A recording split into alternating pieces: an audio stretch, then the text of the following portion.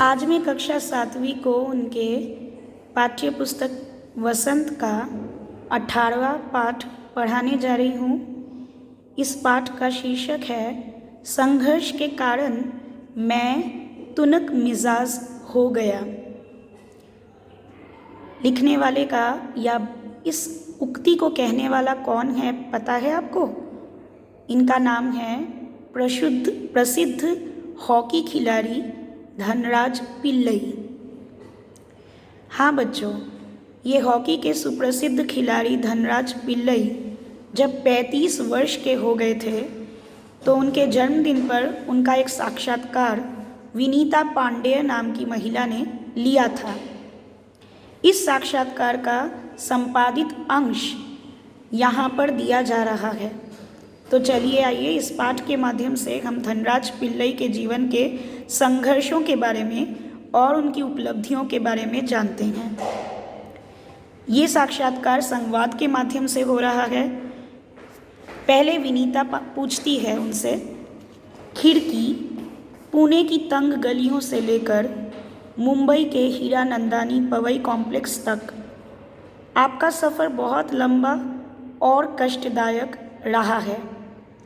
उस सफ़र के बारे में कुछ बताएं। यानी खिड़की नाम की जगह जो पुणे की तंग गलियों में वो पहले रहा करते थे और बाद में मुंबई के हीरानंदानी पवई कॉम्प्लेक्स के फ्लैट में रहने लगे, तो इस तंग गली से मुंबई के फ्लैट तक का ये जो सफ़र था ये बहुत ही लंबा और कष्ट साध्य था। उन्होंने एक बार में ही इसे तय नहीं किया, बल्कि इसे तय करते हुए उन्हें काफ़ी मुश्किलों का सामना करना पड़ा था। तो उस सफ़र के बारे में वो धनराज से कुछ पूछना चाहती है। धनराज कहते हैं, बचपन मुश्किलों से भरा रहा। हम बहुत गरीब थे। मेरे दोनों बड़े भाई हॉकी खेलते थे। यानी उनके ऊपर 2 बड़े भाई थे, वे दोनों हॉकी के खिलाड़ी थे और उन्हीं के चलते मुझे भी हॉकी का शौक़ हुआ। पर हॉकी स्टिक खरीदने तक की हैसियत नहीं थी मेरी, इसलिए अपने साथियों की स्टिक उधार मांग कर काम चलाता था। वह मुझे तभी मिलती थी जब वे खेल चुके होते थे। इसके लिए मुझे बहुत धीरज के साथ अपनी बारी का इंतज़ार करना पड़ता था, कब मेरा टर्न आएगा। मुझे अपनी पहली स्टिक तब मिली जब मेरे बड़े भाई को भारतीय कैंप के लिए चुन लिया गया। उसने मुझे अपनी पुरानी हॉकी स्टिक दे दी। वह पुरानी थी, नई तो नहीं थी, लेकिन मेरे लिए वह बहुत कीमती थी क्योंकि वह मेरी अपनी स्टिक थी। अब मुझे दूसरों के लिए इंतज़ार नहीं करना पड़ेगा। मैंने अपनी जूनियर राष्ट्रीय हॉकी सन 1985 में मणिपुर में खेली, जूनियर नेशनल हॉकी। तब मैं सिर्फ 16 साल का था। देखने में दुबला पतला और छोटे बच्चे जैसा मेरा चेहरा था और अपनी दुबली कद काठी के बावजूद, यानी लंबाई और चौड़ाई के बावजूद मेरा ऐसा दबदबा था कि कोई मुझसे भिड़ने की कोशिश नहीं करता था। यानी दबदबा यानी हॉकी के खेल में इतना मैं पारदर्शी हो चुका था, इतना ज़्यादा मैं योग्य हो चुका था, निपुण हो चुका था, ठीक है, कि उनके साथ भिड़ने के लिए कोई भी कोशिश नहीं करता था। मैं बहुत जुझारू था, मैदान में भी और मैदान से बाहर भी, यानी स्ट्रगलिंग। 1986 में मुझे सीनियर टीम में डाल दिया गया और मैं बोरिया बिस्तर बांधकर मुंबई चला आया। उस साल मैंने और मेरे बड़े भाई रमेश ने मुंबई लीग में बेहतरीन खेल खेला। हमने खूब धूम मचाई और इसी के चलते मेरे अंदर एक उम्मीद जागी कि शायद मुझे ओलंपिक के लिए नेशनल कैंप से बुलावा ज़रूर आएगा। कब था ओलंपिक? 1988, ठीक है, 1988, पर बुलावा नहीं आया। मेरा नाम तो 57 खिलाड़ियों की लिस्ट में भी नहीं था। 57 खिलाड़ियों की एक लिस्ट तैयार हुई थी, उस लिस्ट में भी उनका कहीं नाम नहीं था। तो उनको बड़ी निराशा हुई, बड़ी मायूसी हुई, मगर 1 साल बाद ही एल्विन एशिया कप के कैंप के लिए मुझे चुन लिया गया और तब से लेकर आज तक मैंने पीछे मुड़कर नहीं देखा। यानी तब से लेकर आज तक फिर मेरी सफलता के शिखरों पर मैं चढ़ता चला गया। विनीता ने पूछा, आपका विद्यार्थी जीवन कैसा रहा? अपने स्कूल के दिनों से आपकी किस प्रकार की यादें जुड़ी है? धनराज ने बताया, मैं पढ़ने में एकदम फिसड्डी था, बहुत ही कमज़ोर था। किसी तरह 10वीं तक पहुंचा, मगर उसके आगे तो मामला बहुत कठिन था। एक बात कहूँ, अगर मैं हॉकी खिलाड़ी ना होता तो शायद एक चपरासी की नौकरी भी मुझे न मिलती। आज मैं बैचलर ऑफ साइंस या बैचलर ऑफ आर्ट्स भले ही ना कहलाऊँ, पर गर्व से कह सकता हूँ कि मैं बैचलर ऑफ हॉकी ज़रूर हूँ, और मेरी शादी के लिए आप मुझे मास्टर ऑफ हॉकी भी कह सकते हैं। विनीता भी हंस पड़ी और कहने लगी, आप इतने तुनुक मिजाज क्यों हैं? कभी कभी आप आक्रामक भी हो जाते हैं। तुनुक मिजाज यानी शॉर्ट टेम्पर्ड। धनराज ने इसका उत्तर यूं दिया, इस बात का संबंध दरअसल मेरे बचपन से जुड़ा हुआ है। मैं हमेशा से ही अपने आप को बहुत असुरक्षित महसूस करता था। असुरक्षित यानी बताइए, अनसेफ, ठीक है। मैंने अपनी माँ को देखा है कि उन्हें हमारे पालन पोषण में कितना संघर्ष करना पड़ा है। मेरी तुनुक मिजाजी के पीछे कई वजहें तो है, लेकिन मैं बिना लाग लपेट वाला आदमी हूँ। लाग लपेट यानी मैं बहुत ज़्यादा कम्प्लेक्स नहीं हूँ, जैसा सामने हूँ वैसा ही पीछे हूँ।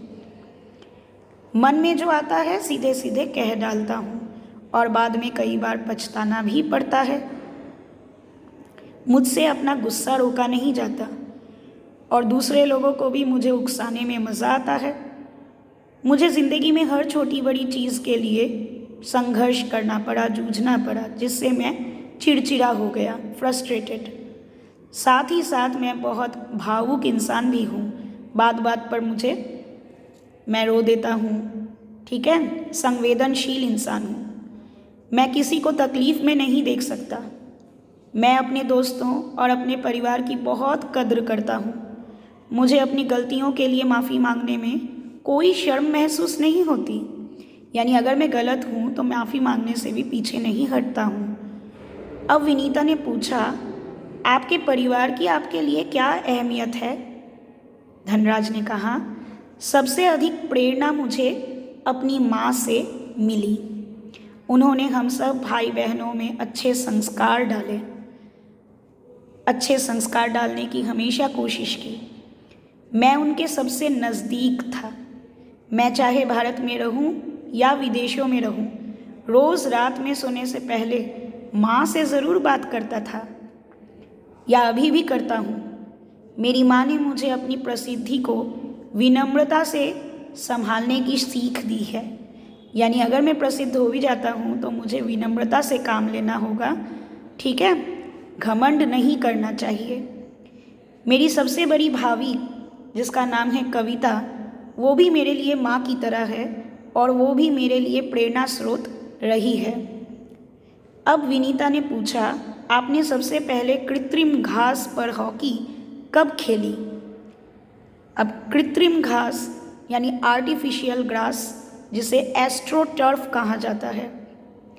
धनराज ने जवाब दिया, मैंने सबसे पहले कृत्रिम घास तब देखी जब राष्ट्रीय खेलों यानी नेशनल्स में भाग लेने मैं 1988 में नई दिल्ली आया, ठीक है, 1988 में। मुझे याद है कि किस तरह सोमैया और जोक्विम कारवाल हो, उन दोनों ने मुझे एक कोने में ले जाकर कृत्रिम घास पर खेलने के तरीके बताए। गुड़ बता रहे थे और जब वे बताने में लगे हुए थे मैं झुक झुक कर उस मैदान को छू रहा था। मुझे विश्वास ही नहीं हो रहा था कि विज्ञान इस कदर तरक्की कर सकता है जिससे कृत्रिम घास तक उगाई जा सके। विनीता ने पूछा, हर युवक का ये सपना होता है कि उसके पास एक गाड़ी हो। आपके पास अपनी पहली कार कब आई? ठीक है, अब देखिए 132 पृष्ठ।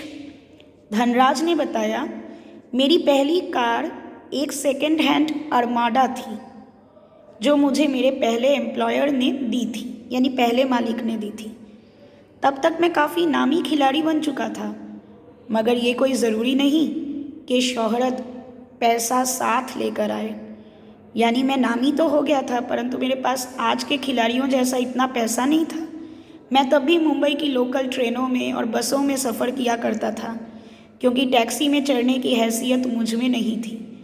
मुझे याद है एक बार किसी फोटोग्राफर ने एक भीड़ से भरे रेलवे स्टेशन पर मेरी तस्वीर खींचकर अगले सुबह अखबार में ये खबर छाप दी कि हॉकी का सितारा धनराज पिल्लई अभी भी मुंबई की लोकल ट्रेनों में सफ़र करता है। और उस दिन मैंने महसूस किया कि मैं एक मशहूर चेहरा बन गया हूँ और मुझे लोकल ट्रेनों में सफ़र करने से अब बचना चाहिए। लेकिन मैं कर ही क्या सकता था? मैं जो भी थोड़ा बहुत कमाता उससे अपना परिवार चलाना पड़ता था। धीरे धीरे पैसा जमा करके बहन की शादी की और अपनी माँ के लिए हर महीने पुणे में पैसे भेजा करता था। आज मेरे पास एक फोर्ड आइकॉन है जिसे मैंने सन 2000 में ख़रीदा है, मगर वो किसी कॉरपोरेट हाउस का दिया हुआ तोहफा नहीं है, बल्कि मेरी अपनी मेहनत की गाड़ी कमाई से खरीदी हुई मेरी पहली गाड़ी है। अब विनीता ने पूछा, सफलता का आपके लिए क्या महत्व है? हॉकी को आपने इतना कुछ दिया, इसके बदले आपको क्या मिला? धनराज ने उत्तर दिया, मुझे कुछ रुपए इनाम में मिले थे, मगर आज खिलाड़ियों को जितना रुपया मिलता है उसके मुकाबले में पहले कुछ भी नहीं मिला करता था। मेरी पहली जिम्मेदारी थी परिवार की आर्थिक तंगी को दूर करना, फिनेंशियल क्राइसिस को मिटाना और उन सबको एक बेहतर ज़िंदगी देना। विदेश में जाकर खेलने से जो कमाई हुई उससे मैंने 1954 में पुणे के भाऊ पाटिल रोड पर 2 बेडरूम का एक छोटा सा फ्लैट खरीदा था। ठीक है, 1994 में। घर छोटा ज़रूर था पर हम सब के लिए काफ़ी था। और 1999 में महाराष्ट्र सरकार ने मुझे पवई में एक फ्लैट दिया।